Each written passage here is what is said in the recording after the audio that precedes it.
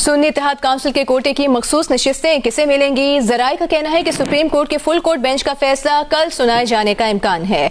आज chief justice की सरबराही में फुल कोर्ट इजलास में फैसले से मुतालिक मुशावरत मुकम्मल कर ली गई है। सुप्रीम कोर्ट ने गुज़श्ता रोज सुन्नी इत्तेहाद काउंसिल की मखसूस नशिस्तों से मुतालिक केस की समाअत मुकम्मल होने के बाद फैसला महफूज कर लिया था।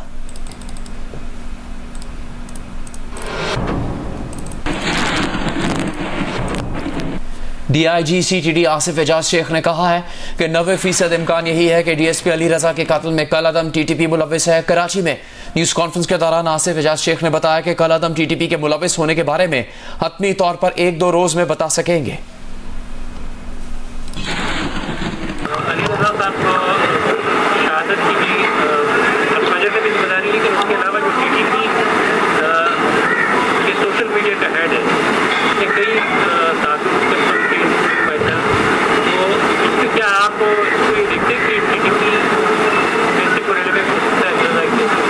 TTP के हवाले से जैसे आपने बताया इस टाइप की रिपोर्ट्स आई हैं, मैंने भी वो खबरें तो देखी हैं, तो वो हो सकता है, लेकिन अभी कंफर्म हम नहीं कर रहे इसको। लेकिन ये एक बहुत ज़्यादा पॉसिबिलिटी है।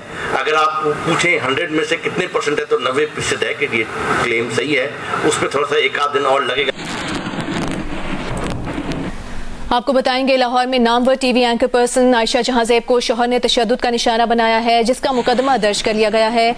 Lahore police anchor person Ayesha Jahanzeb के शौहर हारिस अली को गिरफ्तार कर चुकी है। FIR के मुताबिक आयशा जहांजेब ने पुलिस को बताया कि शौहर ने झगड़े के दौरान तशद्दुद का निशाना बनाया और जान से मारने की धमकियां दी। शौहर हारिस अली इनके बच्चों को भी तशद्दुद का निशाना बनाता रहा है।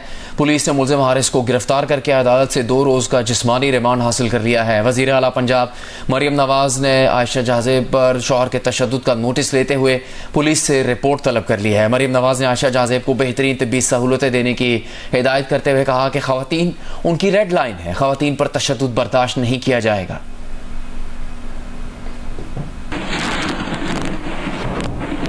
वज़ीर आज़म शहबाज शरीफ ने कहा कि जब असद कैसर स्पीकर थे तो वो अपोजिशन लीडर को बोलने नहीं देते थे। कौमी असम्बली में खिताब करते हुए वज़ीर आज़म ने कहा कि माजी में जो कुछ हुआ सब रिकॉर्ड का हिस्सा है।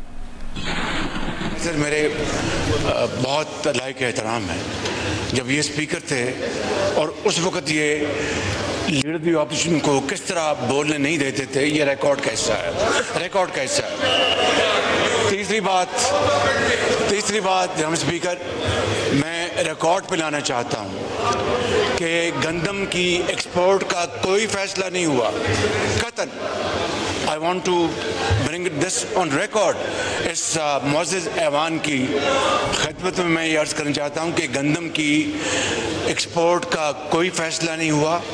अलबत्ता ये बात रिकॉर्ड की है कि इनके ज़माने में गंदम एक्सपोर्ट हुई, शुगर एक्सपोर्ट हुई और फिर गंदम इंपोर्ट हुई और शुगर इंपोर्ट हुई और अरबों खरबों कहाँ गए वो तारीख का हिस्सा। वज़ीर आज़म शहबाज शरीफ के इस खिताब का साबिक स्पीकर कौमी असम्बली असद कैसर ने भी जवाब दिया है। कौमी असम्बली से खिताब में असद कैसर ने कहा कि वज़ीर आज़म ने उनसे मुतालिक बात की है, स्पीकर से दरख्वास्त है कि पुराना रिकॉर्ड निकाल लें। शहबाज शरीफ ने बतौर अपोजिशन लीडर 48 घंटे तकरीर की। PTI दौर में तो तकरीरें लाइव चलती थी, अब यहाँ पर सेंसरशिप है जो शर्म का मकाम है। अब तो अपोजिशन लीडर के घर पर छापे मारे जाते हैं।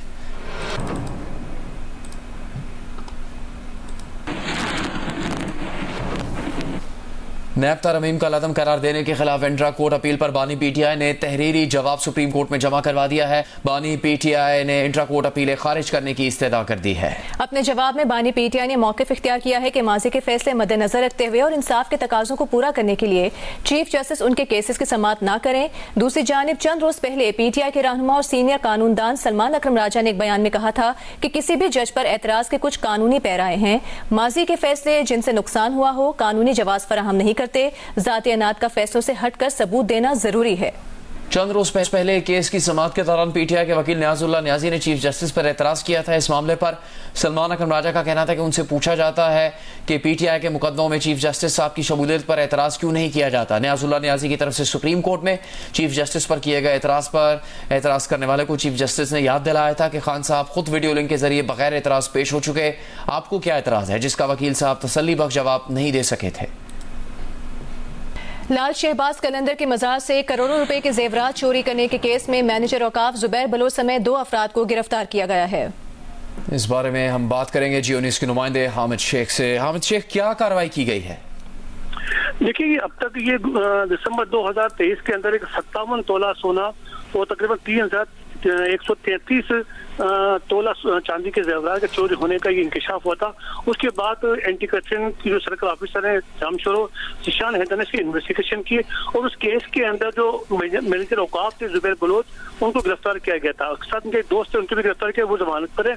अलबत्ता एक मजीद इंकशाफ में ये हुआ है कि 2012 में भी नेशनल बैंक के लॉकर के अंदर एक सोना रखा गया था, तकरीबन कोई 141 तोला सोना रखा गया था तोला। इसमें भी 66 तोला मजीद जो चोरी जो सोना है वो भी चोरी कर लिया गया और इसकी जगह लॉकर में जो है वो जाली यानी कि नकली जेवर में रख दी गई।